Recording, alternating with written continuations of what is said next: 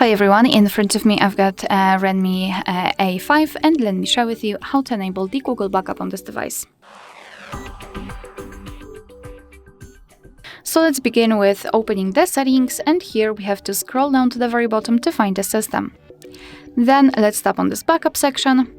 And as you can see, we will be immediately transferred to this Google option, let's say. So let's tap on next and tap on add account. Make sure that you've got the internet connection because it is required. You can use Wi-Fi or mobile data. And here in this step, you can either create a new account if you do not have your own yet, or simply type your email or phone. So let me quickly do it. And tap on next. So right here we have to enter the password, and let me do this out of the screen.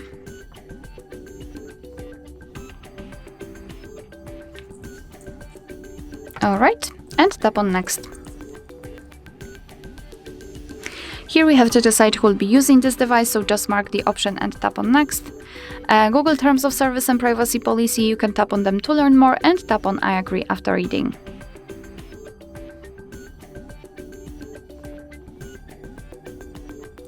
Let's tap on this account. Here we can decide what kind of data we would like to back up, so either photos and videos or other device data. So just mark the option, of course you can mark both, and tap on confirm. Tap on manage backup. And here we've got the backup section where you can check how much space you've got left. You can manage the storage, so for example, remove some unnecessary files. Under it, you've got backup details, so you can check what has already been backed up, advanced settings, and I highly recommend to keep this option turned off, so you will avoid some charges.